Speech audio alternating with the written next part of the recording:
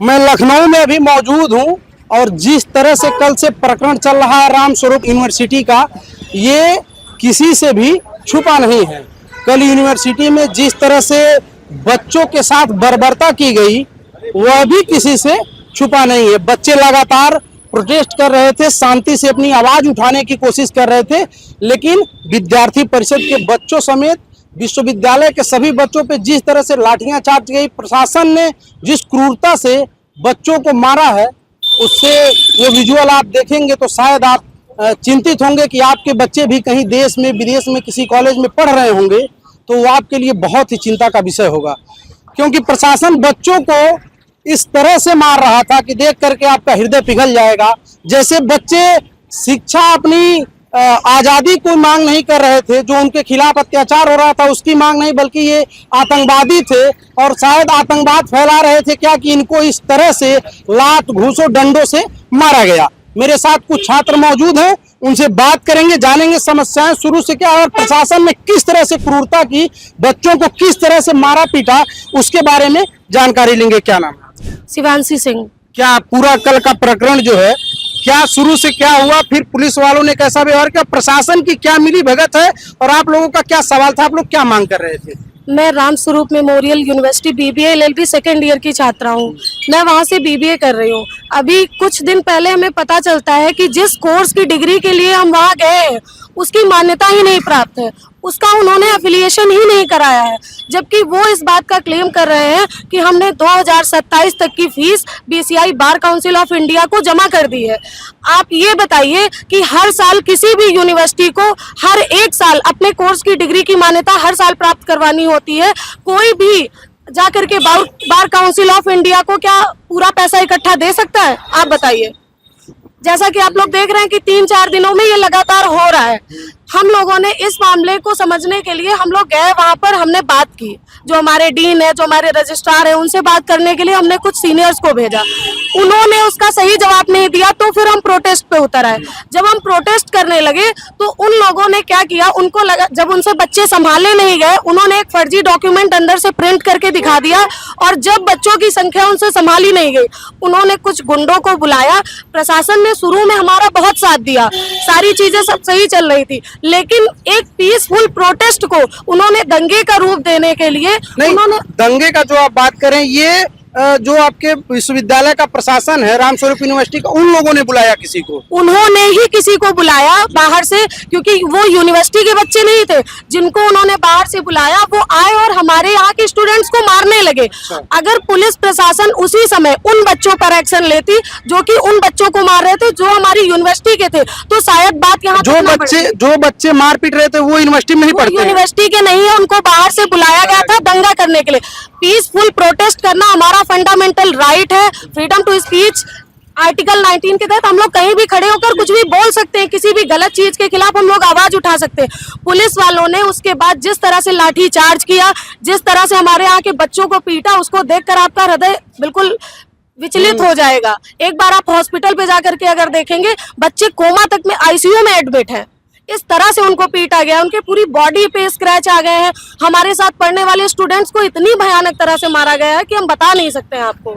नहीं, आप लोगों का मेन उद्देश्य जो था वो पीसफुल प्रोटेस्ट करना था। पीसफुल प्रोटेस्ट करने का हमारा मेन उद्देश्य था, लेकिन आप पीसफुल प्रोटेस्ट, विश्वविद्यालय कहीं ना कहीं छात्रों को दबाना चाहता था। जब भी हम कोई भी आवाज उठाते हैं तो उस चीज को ये लोग सामाजिक दंगे में परिवर्तित करने के लिए, इनके पास कोई क्लू तो रहा नहीं कि हमको गलत साबित कर सके, इसीलिए इन्होंने ऐसा किया।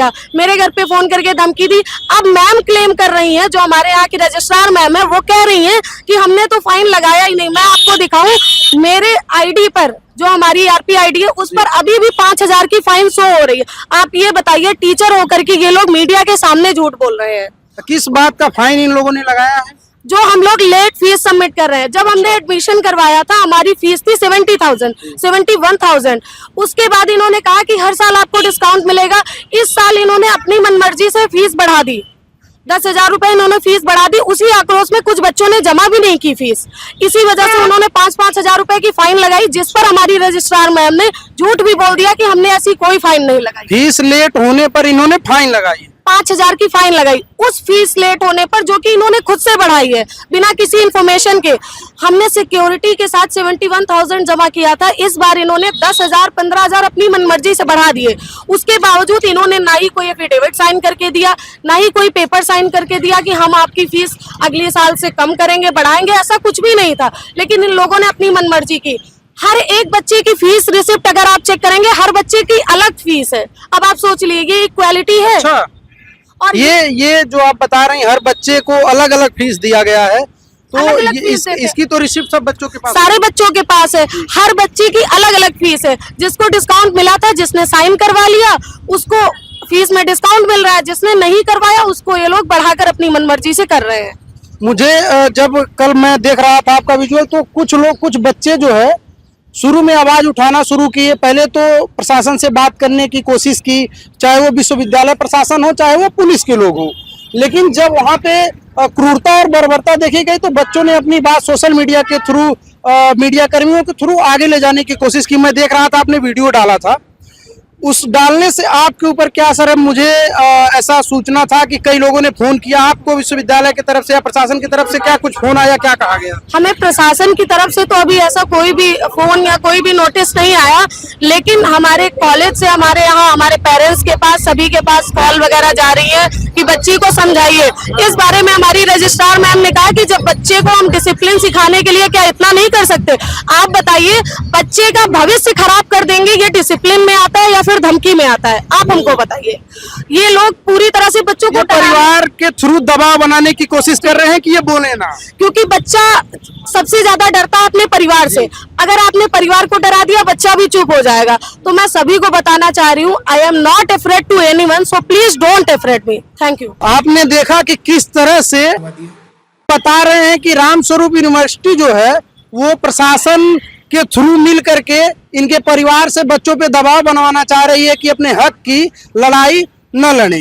वो स्कूल, वो कॉलेज जहां बच्चे जाते हैं हाथों में कलम लेकर के अपना भविष्य संवारने के लिए, लेकिन प्रशासन उन्हें मजबूर कर दी है। कल से पूरे बच्चे विश्वविद्यालय के सड़क पे भटक रहे हैं, लखनऊ के अलग अलग जगह पे बसों में भरे जा रहे हैं। प्रशासन भी उनके साथ जो है जैसा व्यवहार की है वो बिल्कुल कतई बर्दाश्त के लायक नहीं था। इस मामले में मुख्यमंत्री जी ने कल इस मामले का संज्ञान लिया। जो सीओ थे उनको बर्खास्त किया गया है और थानाध्यक्ष को भी लाइन हाजिर कर दिया गया है। लेकिन इससे बदलेगा क्या?